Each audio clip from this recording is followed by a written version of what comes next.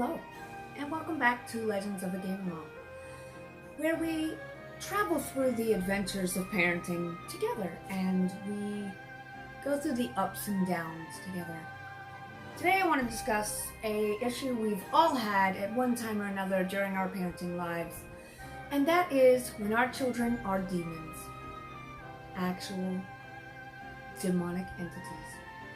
So, what I'm talking about is whether it's a temper tantrum, or they're having a bad day, or they just straight up do something that makes you want to lose your mind. So, while we've all been there. We all have. At least one time in each child's life, I'd say somewhere between the ages of birth and, 18? Somewhere around there? Maybe? I don't know. I've seen some grown-ups that still throw some temper tantrums. So, let's get down into it. I personally have gone through, with each of my children, they've all had their own different little things that they've done, whether it's getting into the cabinet and dumping cocoa powder everywhere, or it's, flour, seasoned salt, sugar, whatever it is that the kids decide to at that moment get into something. Or you're in the car and they have had enough of being in the car and they are freaking out. They don't want to keep their seatbelt on. They don't want to be in the seat anymore. Whether you're at the grocery store and they have decided that this is not somewhere I want to be. I want to be home. I want to be in my room. I want to be in my bed. Whatever. Or if you're out at a party and they have to be on their best behavior, wear an outfit they don't like.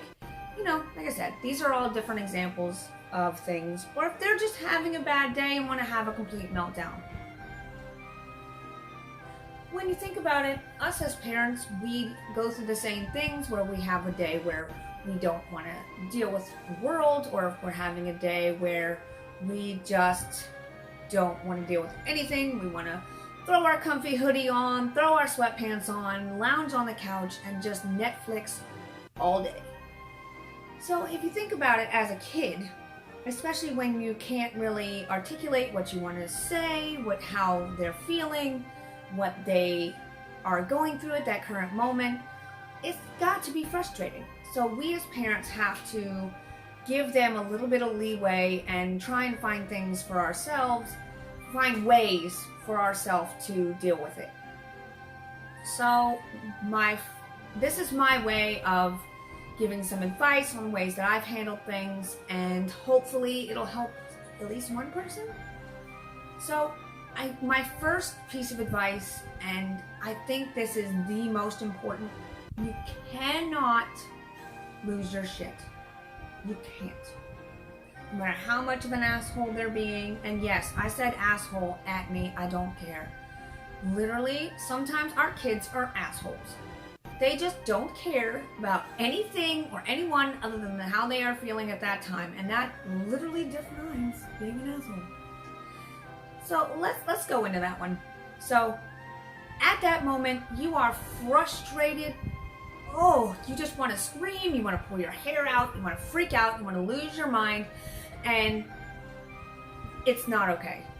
It's not. I mean, we all have that moment where we're like, okay, I need to take a step back and but the main thing is to not freak out. And yes, I realize how hard that sounds, and yes, I am definitely guilty of doing that all the time. I believe the second thing I would say is not to laugh. Laughing is worse than anything else you can do. Even if you snap, even if you lose your mind, even if you kirk out at that current moment and you freak out and you yell and you just lose your shit, at least the kid actually knows you're upset. When you break and you laugh, it's like a little reward for them. It's like, okay, what I did was acceptable because mommy or daddy find it funny, or somebody else. So this is my worst habit of all, is laughing when my kids do something messed up. Or if they did something messed up and we just now figured it out. And I have a horrible way of laughing at the worst times. So, yeah. So, both of these are things that you can do that it ruins the situation. If you freak out, you're no longer getting a point across. All the kid sees is you're angry and I don't know what I did. Is it that serious? Is it a moment where you absolutely had to freak out? Or to the other extreme where you're laughing at something you probably shouldn't be laughing at? So, I mean, to give an example, a few days ago, my child decided that he's going through a phase of blunt honesty, which I'm definitely, that's my fault. But I decided that I probably shouldn't have laughed at what he said, because now it's, okay, mommy found it funny. Let me go ahead and keep talking that way, rather than, okay, what I did was wrong. So at that point, you have to kind of backtrack to get your point across. So these two things, not flipping out and not laughing at the situation, are paramount. They are important that you do not do. Like I said, we're all going to slip because nobody is perfect. I don't care how well on Facebook you act like you're perfect. Nobody's perfect. So that's just a reminder. Number 2, you want to get yourself out of that situation. If you are at the point where you are going to lose it, you are going to freak out, you are going to scare your child, and you need to take a step back. I mean, I get that there's points that you cannot leave the room, you cannot get out of that situation. At that point, well, you can just go on to the next one, but honestly, the best thing you can do is take yourself out of that situation. Whether it's to put your kid in their room, to put them in their crib, to just walk away for a second, especially if the kid is crying constantly and screaming and having a really bad day and throwing temper tantrum after temper tantrum. That is, when you're already irritated, that is something that's going to push you and it's going to push your buttons. And the best thing you can do is say, you know what, I'm going to let you scream a couple extra seconds. I'm going to give you a minute because I need a minute. Because if you are not level-headed, that kid, nothing you do is going to calm them down. They feed off of your feelings. They feed off of your anger and your fears and your thing, and it just makes the whole situation worse. So you put them down, you step away. If you have to turn the TV on, if you have to give them a tablet or whatever it is, or toy or snack or whatever it is, take a second, step back, close your eyes, and just, get out of that situation. I mean, like I said, if you're in the car, you obviously cannot leave the situation, but definitely, when you can, when it's feasible, take yourself out of that situation. So that'll lead us into number 3. What you want to do, even if you can't leave the situation, is stop. Take a couple deep breaths. If you can, close your eyes, count backwards from 5, and yeah, it sounds hard, but it's really not. Once you start deep breathing, not only does it calm you down, but it also gets you to where you start logically thinking about your next step. Okay, I need to get the situation calmed down. I need to punish the child if feasible. I need to explain them what's going on. I need to do this. I need to do that. That is the point where your brain starts focusing, because you're not in attack mode. You're not in the I'm going to freak out mode. You're in, okay, let me be Zen mom. Freak out later. Freak out later. If you need to go outside and scream, if you need to scream into a pillow later, if you need to go take a hot shower and just lose it, then that is fine. But when the kid is involved and it's in the current moment, you've got to learn to stop. You've got to learn to pause, take a breath, and get out of your head.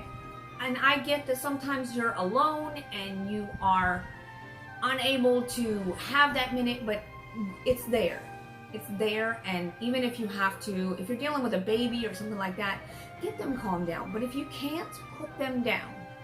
They're gonna keep crying. They're gonna keep, but when you're frazzled and you're freaking out, there is nothing you can do, because you are not thinking clearly. All you're thinking of is, oh my God, will this child stop crying? Oh my God, why? What am I doing wrong? And most of the time, it's not the fact that you're doing something wrong. It's the fact that you're stressed out that is stressing them out. So take a breath, relax, and then you can go on to the next stage, which is applying a plan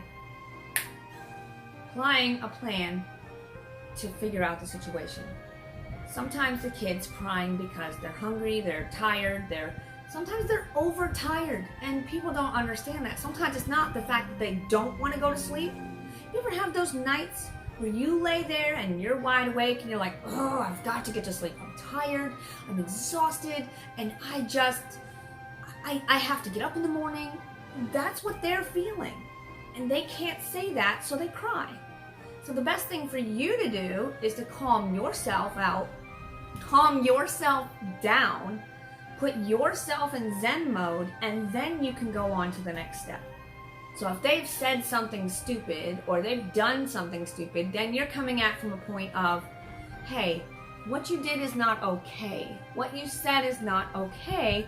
This is how you can say this, or this is, if you wanted chocolate milk or whatever it is, then ask mommy, say, hey mommy, can you do this, instead of going in and getting it yourself and making a mess.